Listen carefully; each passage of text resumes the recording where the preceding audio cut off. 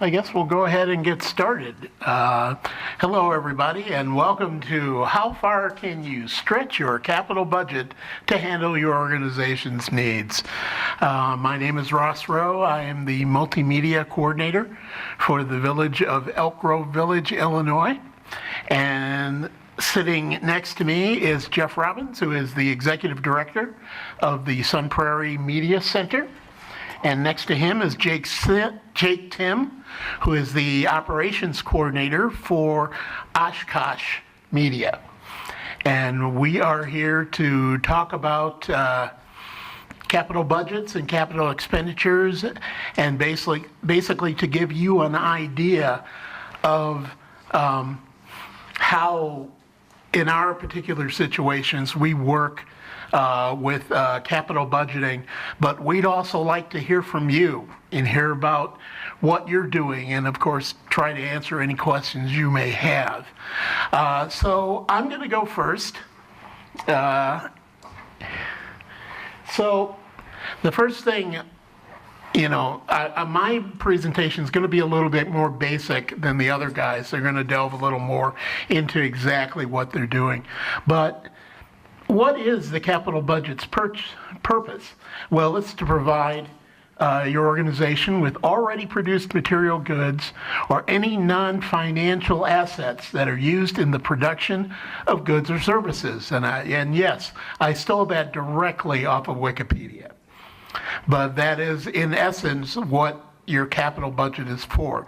It's for you to buy production equipment, it's for you to buy office equipment, buildings, whatever you need in order to provide the services that your organization provides. For example, cameras, monitors, tripods, office equipment, such as computers or printers or copiers. That's one of my producers, Scott Meiernick, sitting in his office. Award-winning producer, yes, he won 3 awards last night. Transport apparatus, in other words, trucks, vans, cars, whatever you need to move your stuff around. And of course, construction, buildings, offices, studios, editing suites, what have you. Again, a place for you to basically keep all your stuff. Now, what determines that capital budget? Well, for me, it's our mission. And in the case of EGTV, our mission is to inform the residents and businesses of Elk Grove Village about municipal policies and operations, as well as being a historical archive for the community. So everything that I put forward into my capital budget is what determines what I'm going to buy and when I'm going to buy it. To give you an example of how we're funded, we receive the full 5% of the franchise fee that comes to Elk Grove Village, plus a 1% PEG fee from AT&T. According to a village ordinance, we are allowed to spend up to 70% of that fee for operations, and then we take the other 30% and we put it into a capital fund, and that allows us to purchase items for the following year. Usually that works out to about somewhere between $50,000 and $60,000 a year. We amend the budget based on needs. For example, we recently upgraded our production truck to fiber, and we had to do a special budget project to get that done. But for the most part, although, of course, as cable fees are coming down, that fund is starting to evaporate a bit, but there's still quite a bit that we've saved up over the years. We usually forecast a 5-year plan. So I keep an eye on current and future production trends. I talk to not only my staff, but I talk to people in other facilities to find out what they're doing and what they're thinking about. Those of you who were in the caption session know that I've been very gung-ho about getting captioning online, and I've been saving money over the last couple of years. So hopefully we will institute a captioning solution for this year. Again, anticipating what the law is, or the ADA in specific is going to probably make us do. I also keep a close eye on wear and tear items, excuse me, and for my purposes, that includes cameras and recorders. I'm a government access only facility, but still, of course, I send equipment out into the field all the time, and so I have to keep an eye on how that equipment is being treated, so that so that when it comes time for me to replace items, I'm ready to do so. Probably the biggest change we've had over the last few years has been an upgrade to HD. Something that we had to budget over certain years because we couldn't afford to do it all at once. And so one year we did, I believe the first year we did our acquisition cameras, things like that. The second year we did our editing suites, and the third year we did playback. So we were able to eventually, we had the plan to phase in HD until we got to the point where we had our systems in place. And then also looked at an eye for the future. We recently replaced our editing systems, and now they're 4K capable. We have plans to replace some of our cameras. Next year, we'll go to a 4K or possibly an 8K capable system. Always looking toward what's coming down the pike. So, and that's very important to do that kind of thing. We keep a capital replacement schedule. I look at, for example, 5 to 7 years for cameras. For me, again, being just a government government station, I'm not going to put as much wear and tear on cameras as if I were running a public access where I'm giving out cameras to people who are maybe video savvy but not necessarily professionals, and they tend to be rougher on equipment. So I don't have to necessarily account for that, but I still keep it within the 5 to 7 year range. Also, I sort of have a hierarchy when it comes to replacement. For example, I have a studio. I also have what I call a suitcase studio, which is one of our portable equipment that we use in smaller spaces. And I have a full-size production truck. So what I do is the oldest cameras that I have those in the studio because those are the ones that get the least amount of wear and tear, the least amount of use. So I put them, and I don't have to put them in the studio, and I don't have to worry so much about them getting coming with an accident or something like that. Then the newest cameras that I have in my production truck because they are the ones that will get the most hooking and unhooking of cables and things like that. And so since they're newer, they're a little bit more durable.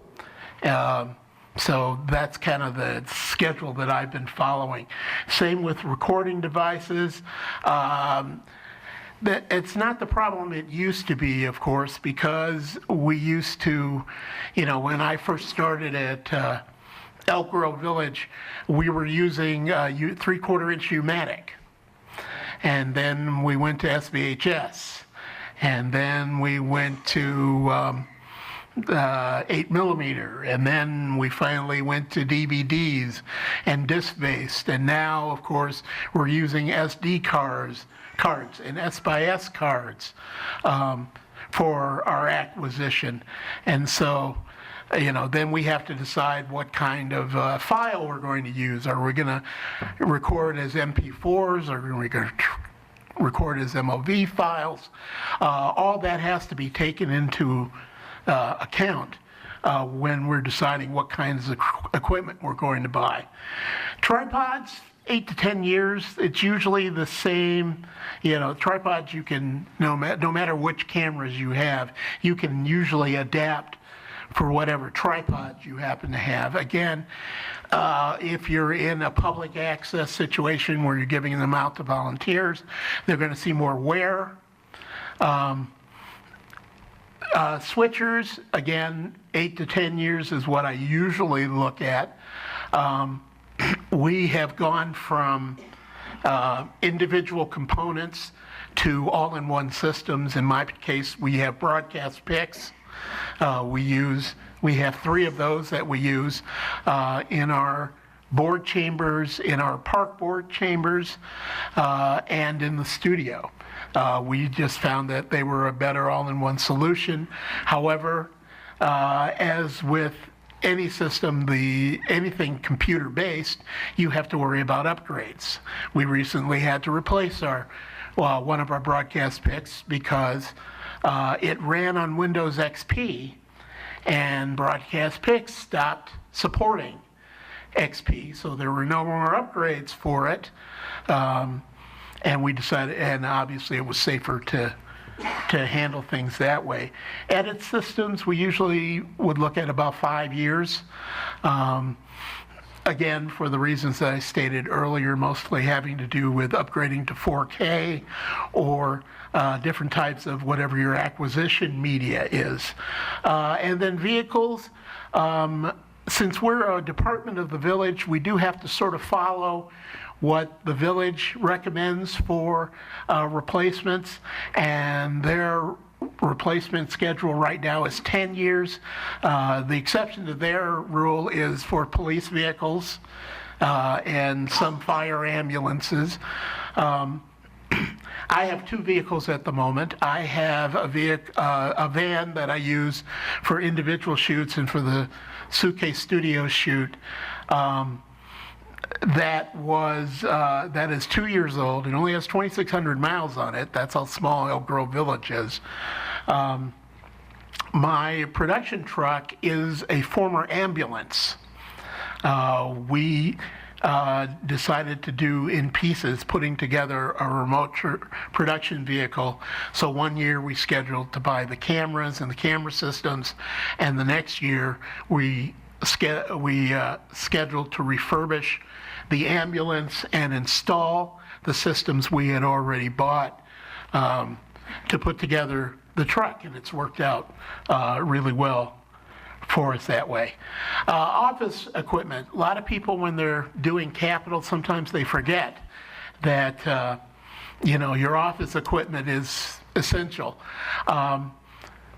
Probably the most used piece of equipment that you have in your facility is the computer that's on your desk, because that's the one that you do all your word processing with, your scheduling, everything else. I even know people who are doubling and also using it for their edit systems or other post-production activities. And so that's something that has to be, as we know, the computer industry is constantly updating, and so it's very important that you be able to keep up with that sort of thing. I also tend to repurpose old computers. For example, in my studio, I keep a large 70-inch monitor that I use for backgrounds, and to put pictures and videos on that monitor, I use a laptop that I bought 8 years ago. Obviously it's not the most up-to-date thing, but for putting up those pictures on my monitors, it works extremely well. So I try to repurpose as much as I can of my computer equipment if I need to. Same with printers. Printers, of course, just kind of wear out after a while. Copiers, I'm not in a situation where I am in a situation where I have access to full-sized industrial copiers, but I don't actually do that much copying myself. And so I have one of those 3-in-1s that I use when I just need 1 or 2 copies. And again, that kind of goes with the printer thing. So every 5 years or so, I look at replacing them. Phone systems is something that, a lot of them these days are IP based. Mine is. Mine is also 10 years old at the moment. But phone systems, to have some of the features that you would need for your phone system, that's something you should look at every once in a while. Cell phones, usually the contract length is what I look at. There are 2 of us in the facility that have cell phones that are bought by the village that we use out in the field and for other things. And so we change those basically as the contract expires. Again, we repurpose them. So the cell phone that I bought 4 years ago is now used by one of my production assistants. Again, mostly just to keep in contact with them. And so again, I'm repurposing as many items as I can to try to get as much life out of them. As to furniture, that's something I personally don't have to worry about because the village has its own replacement schedule for furniture and things of that nature. The only thing I really have to worry about is set pieces, which I replace basically as they wear out. Again, keeping an eye on what I have and how it's being used. For those of you who have to buy your own furniture, that's something that you've got to gauge based on the traffic that you have inside of your facility, what you're using certain things for. That's basically it. I just wanted to give you a basic idea of what we're doing over at EGTV. If you have any questions, you're more than welcome to email me or go to our website and you can see a little tour of the facility and what we're doing. And you can I also put our on-demand website so you can see some of the programming we're doing. And that's really about it for me. And now I'm going to turn it over to Jeff, who is going to go over there to his computer, and we'll keep going here.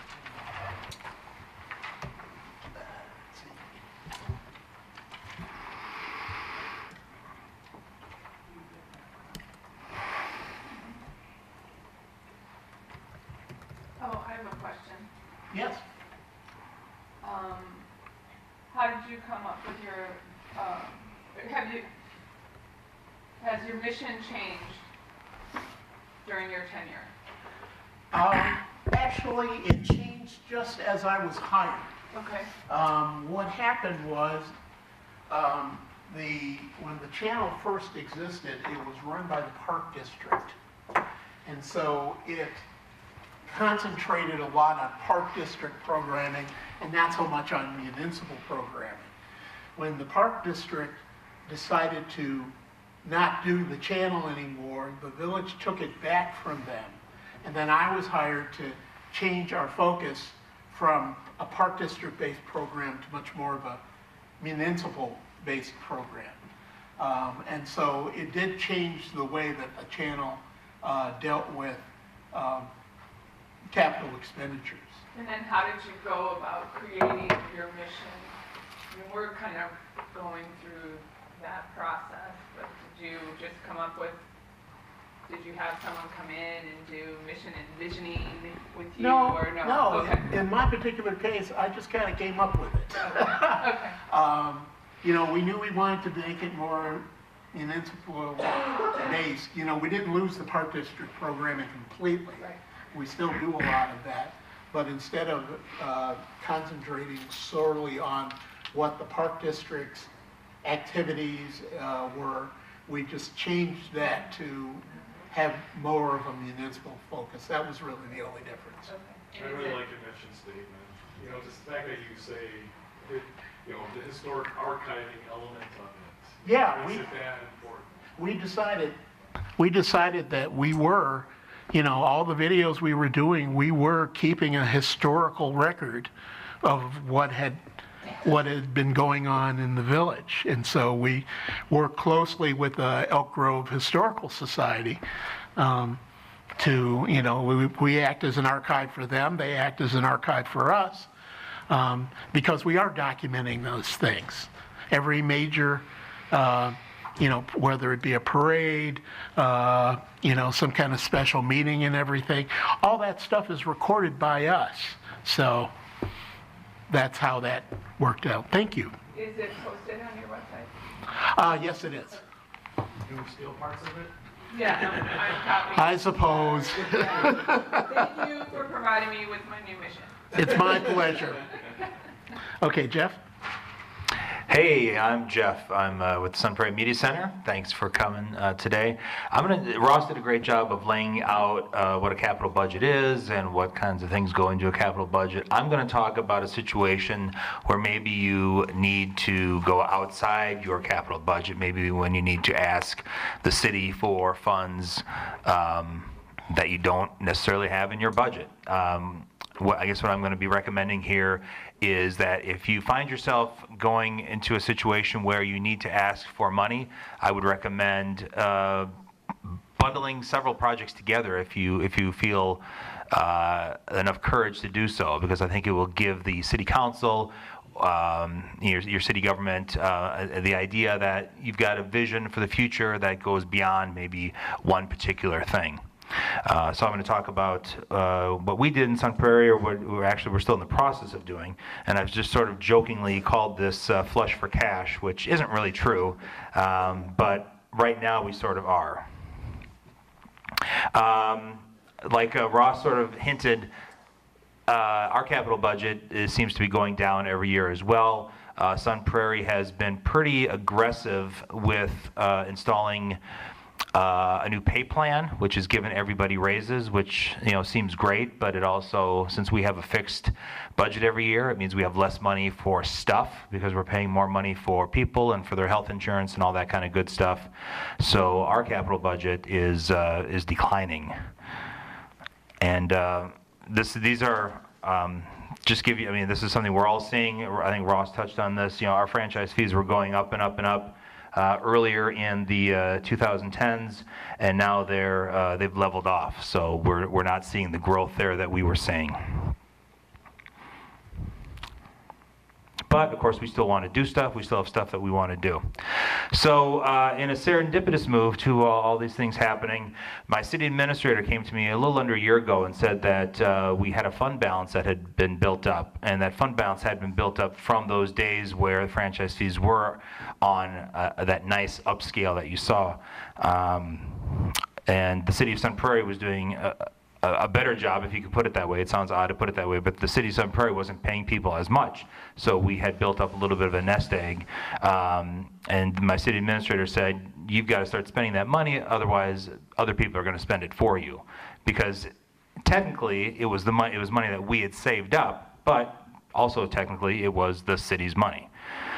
So we decided to kind of really go at this full force, not just say, well, we'd like a new TriCaster or we'd like some new cameras. We really decided we would bundle a bunch of things together that we wanted to do and really, you know, take this, you know, this problem that you're probably envious of having and really, you know, taking it head on. So we talked with my staff, I talked with our board, and we came up with a list of things that we wanted to improve or replace.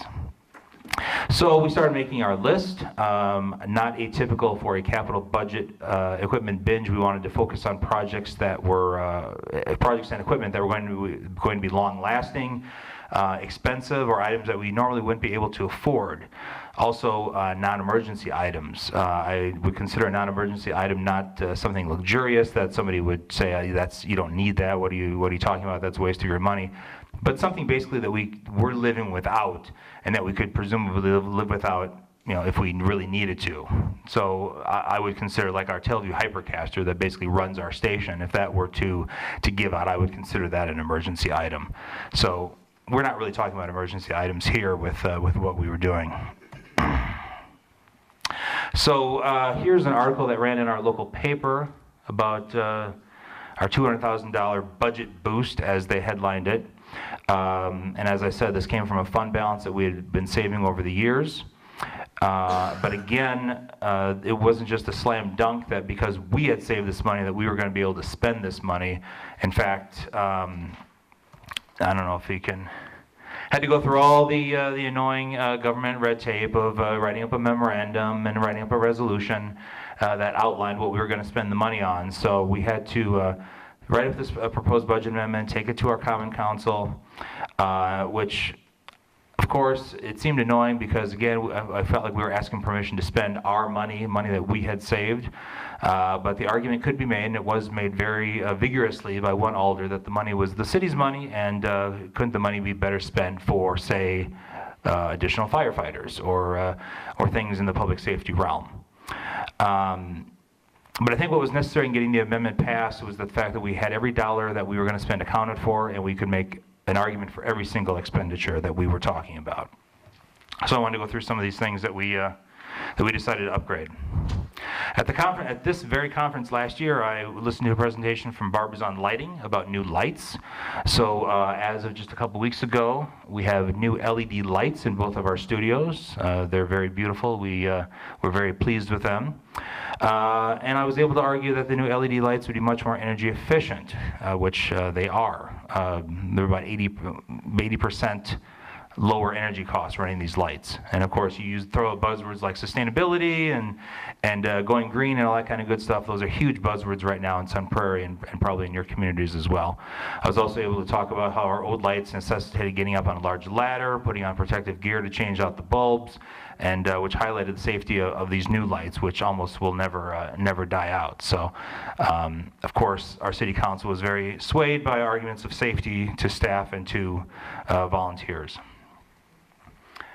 Kind of hard to see these small pictures here, but we also were approved to build a second radio studio. This project hasn't been completed yet, but I do some renderings up here. Again, they're fairly small. I probably should have just gone with one big picture, but these are renderings. We hired a design firm to help us figure out what the new studio could look like. And this was a good opportunity to sell the fact to our city council that our current radio studio has been such a big success, and we have so many volunteers coming to record shows that we are looking at building another one because we had such glut, especially in like the late afternoon hours, that we were really starting to have to turn people away. So it was an opportunity for us to toot our horn a little bit and to talk again about how busy we are and how active our center is. We bought a new video switcher, the TriCaster TC1. We'd been having all kinds of audio issues with our previous TriCaster, which was a 460 unit. I felt a little funny replacing a unit that we weren't really all that happy with, but Jeff Blair downstairs assured me that if we had any issues with this one, we could return it, and actually this one's been performing really well for us. And we are very invested in TriCaster. We have a 410 at City Hall, we have a Mini, we still have an old 40 sitting around, so we went with the TC1. Also, another crucial point that I was able to argue to our board and then to our city council is accessibility of programming. We've talked about this a lot at this conference already, but everybody knows that cord cutting is an issue. It's just kind of an argument as to how quickly it's happening. But it is happening. It's a trend that we can't necessarily fight. So I argued to the council that it was very important for us to have our programming available on as many platforms as possible. So we added Roku and Apple TV channels as part of this amendment. And both of those are currently running. And we have the city council actually. Well, it wasn't really the city council that did it, but outside of council chambers now they put up a big monitor that, and we shoved a Roku stick in the back of the monitor, so now we have a live stream all the time at City Hall, right outside of council chambers, so that's good promotion for us. So beyond Roku and Apple TV, we're still working on distribution and accessibility. So we just talked about captioning, so I don't want to talk too much about that. But I did set aside money for captioning. Waiting for Telview's solution, which I wasn't super encouraged by what Daniel had to say about Telview's progress on that, but we are still waiting on that, although I am encouraged by this whole web captioner thing where somebody was able to turn web captioner from open to closed, so I'm going to look into that. Maybe that's a road I might go down because that'll be cheaper anyway. The other thing that we are working on for accessibility of our programming is a new app. We do have an app for our radio station, but this app that we're working on right now will be our first ever all-encompassing app that will include live streams and on-demand programs for both our radio station and our TV stations. It will allow you to register as a user, so anytime a new program is added that you have said that you're interested in, you'll get a notification that a new episode is available. And I'm excited because just this morning I got an email from our app developer in Croatia, of all places that we're working with, that the first draft is ready. So I'm looking forward to having a look at that in the very near future, probably later today. We added HD encoders to our workflow, which allows us to broadcast in full HD from City Hall in our own studios. I was able to emphasize here that while the majority of our programming was now being broadcast in HD thanks to TDS, until we upgraded these encoders, the meetings from City Hall would not be true HD. So that played into our council's ego a little bit. They want their meetings to look as good as everything else on our channel, and they didn't want their programs to be singled out in any sort of negative way. So they were keen on this particular item in the amendment. So HD is essentially on your other platforms rather than cable. We have Charter and TDS now. TDS has been in Sun Prairie for a little over a year, and so we do have an HD channel on TDS, but Charter is still at SD. And at last year's conference, we also heard about Sling Studio. I know Derek was demonstrating Sling Studio yesterday in this room. We rented it for use at coverage of our high school graduation last June, and we really loved it.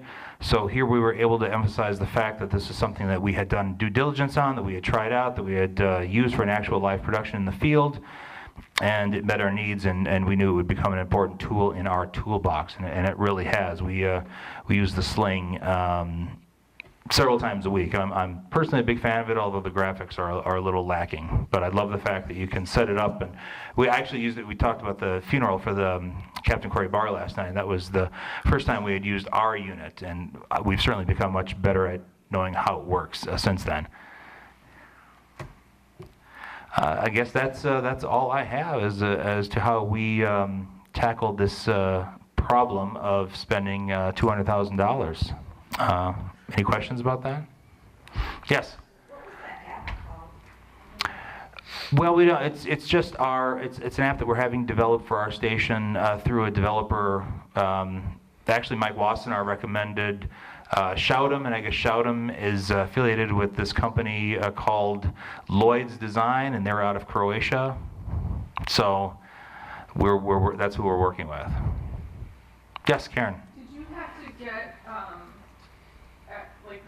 once, if you bolted all together, was it one ask and one, Right, it was one ask. And there were some smaller things on there. We had some. Did you have to bid anything out or get? Oh, for sure. Yeah. I mean, I approximated what things would cost.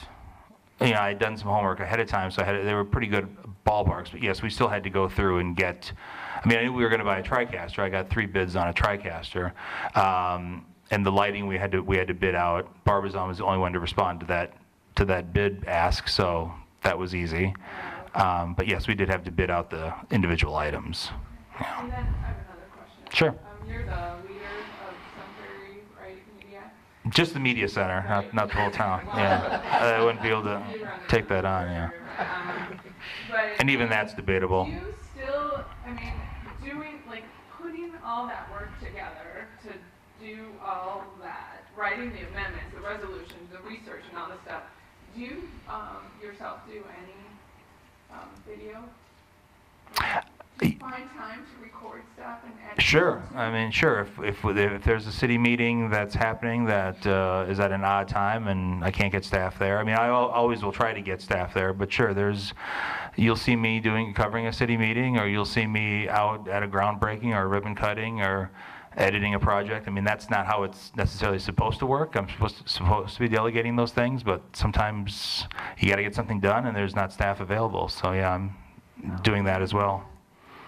Maybe your time management tools, that's what I'm looking for. I'm not the most organized person in the world, so maybe I'm not the best person to ask. So what was the time frame that you had to put this all together? I think it was last May that my city administrator came to us, and we passed we went to council. I talked to my board in June. We went to council next month. So I think it was early July last year that it was passed. I think one of the reasons I have to ask you just how many staff people you have. Who I need to, well, Lisa just left. So we have 2 full-time and 1 part-time. And we're hoping to replace Lisa. I mean, we are taking applications, and that process closed on Tuesday, so we are actively looking for a replacement for Lisa. And then we have some high school kids that come in and really only work 4 hours a week. I mean, it's pretty minimal. They help with kids 4, basically. But it's 4.5. Including you? Yes.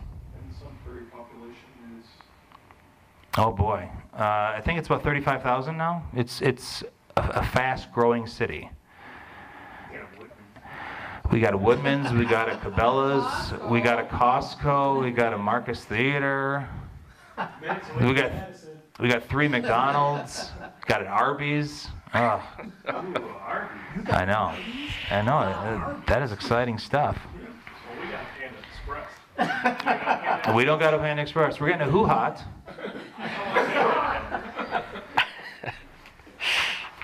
All right, Jeff, thank you very much. All right, thanks everybody. And now we'll turn it over to Jake.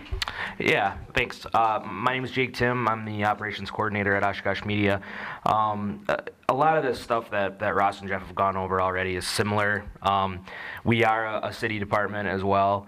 And because of the debt situation that the city of Oshkosh was in many years back, the Long Range Finance Committee and the council changed up the way that they do their capital improvement projects, and basically turned it into somewhat of an application process where they will assign value to each capital project that you bring. Each department comes to them with their 5-year plan for, these are the things we want in the CIP book for 2019 to 2024, for instance. And you put them in there, and they go through it, and there's a spreadsheet, and they score it by need and value. And so it's they try to turn it into a scientific process.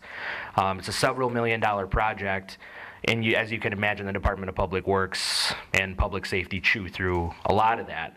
But I've been with Oshkosh Media for about 3 years now, and from the time that I got there until now, I've been I wasn't involved in putting any of our latest capital projects into the CIP book, but I was the one who came in and had to look at what had been approved, get it all out to bid, put it all together, and then wind up installing it and putting it together. So some of the recent projects that we've done, we upgraded all of our government meeting locations to HD with TriCasters and PTZ cameras, including the county board and school board.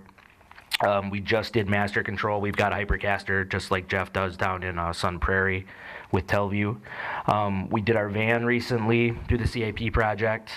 And so those are just some of the recent projects that we've done. Ross talked a little bit about maintaining computers, and that was one thing that I did want to talk about because I think it's a challenge for us and for the way that we think about capital equipment in general. Basically, and I know you're all in the same situation, basically every piece of AV technology that we're buying these days is a computer now. Cameras, switchers, analog switchers, some of them last 20, they were tanks, The analog equipment in general was built to last, and we're still using a lot of SD gear that's 15, 18 years old.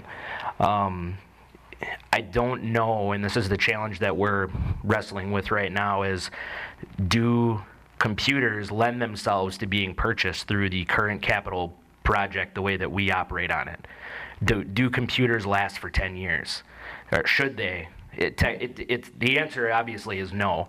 So I think we need to change our thinking in the way that we attack capital projects now with AV gear, because, buying switchers every 10 years, all of our TriCaster Minis run on Windows 7. Some of them are only 2 years old. Is our IT department going to be okay with all of these essentially little computers being on the city network running on Windows 7 in 5-6 years? They're not. So we participated in the capital improvement project, which is paid for through bonding, essentially borrowing, and it's supposed to last for 10 years. So you wouldn't buy a car that's only going to last 3 years and take a 10-year loan out on it. So that's the challenge that we're kind of wrestling with our capital improvement project right now, and the way that we make big purchases, because we do not have a very robust operating budget. It's just, nuts and bolts. And then any big purchases we need to make has always been through the CIP. It's just been that way. Our IT manager has taken the intelligent step of getting all of the computer replacements for all of the city off of the CIP. It's on a rotating, he's got line items in the budget every year, and no computers in the city budget anymore through the IT department are paid for in capital. They're paid for in the operating budget, and it's just every year there's X amount of money. These are, and similar to what Ross talked about with the replacement program, we just cycle them out. And I think we need to get there as a department eventually, because it's not going to change. Every switcher you buy, every camera you buy from here on out is going to be essentially a little computer-based. So that's a little challenge that we're kind of trying to wrestle with right now. What else do we got? One other thing that I would mention too is that the Public Policy Committee for WCM, and you'll hear a little bit more about this if you're at the member meeting when we give this update, but one of our legislative priorities, which has been around for a little while, is potentially talking about the idea that municipalities being able to reinstall the PEG fee, which on its face I know a lot of us know is a super uphill battle. But the idea that we had discussed in the Public Policy Committee was the PEG fee could potentially be applied toward not only covering capital costs, but attach some kind of ADA language to it. So for those of you who are concerned about paying for closed captioning, that could be a potential fund source, and it could be a softer landing for legislators when we go to pitch to them, or that potentially could be a little bit more motivating to say, we're not just taking this money and spending it on cameras, we're taking this money so that we can comply with the ADA and apply this toward closed captioning costs. So I think you guys pretty much hit on most of it, pretty much everything I was going to say. So I guess we can just use some time for questions.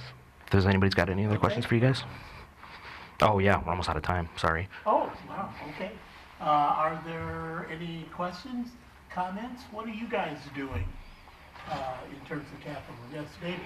The CIP process for us in Wausau has also, raised its ugly head when it came to vehicle replacement.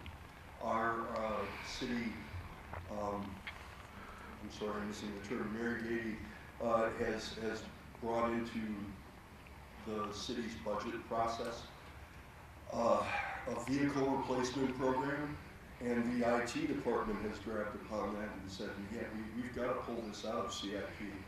And so now each department's budget has a vehicle and computer technology replacement program. And I began to ask about that last year because our electronics device died, and it wasn't in our budget to replace it. I mean, we just don't have that. Right. So as of this year, we're now asking to be involved in that process. But it also takes out of our capital. We'll have to donate now every year and plan for the replacements. Do you have anything like that in your city that you can join into? It's kind of informal. I think, I mentioned the IT process that our IT manager goes through, very similar. But that was a concerted effort by one department head to take themselves out of the CIP, realizing that computers just naturally need to be replaced every 3 to 5 years, not every 10. And it's irresponsible to leave them in the CIP and just say, well, we can't get any new ones till it comes back around. So I think he had the foresight to do that. But I don't think that every department has necessarily caught on to that. We're just kind of now saying this is probably something we should adopt because we are essentially a technology division at this point. Yeah, and I would add as well that one of our problems being in videos, we're not looking for a $1,000 computer. We're looking for instance, a TriCaster or at least a video capable computer. That's a good point, and I think too, it's harder, it's more difficult to go to your council and ask for money, I think, as a media center, because when they see you come to the podium to ask for money, they think about cameras and video. They don't think about computers. They don't think when IT comes to the podium.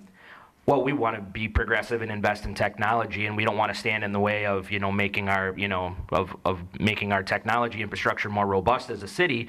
The way that they look at the media side of things and the way that they look at the IT side of things, I think that their thinkings they go two separate directions. And in a lot of ways, we've kind of merged, not quite, but we're going down the same path. In Elk Grove Village,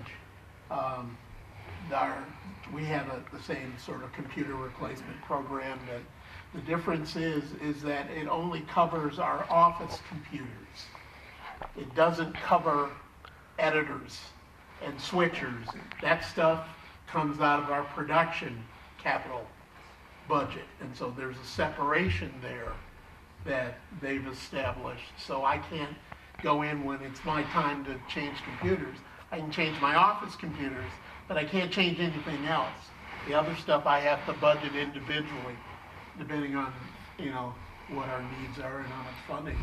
The 2 editors that we bought before that predate me were bought through the CIP, beefed up computers running. We switched them to Windows 10 now, so from a security standpoint, they're fine, but, the capture cards are not great. They started to malfunction.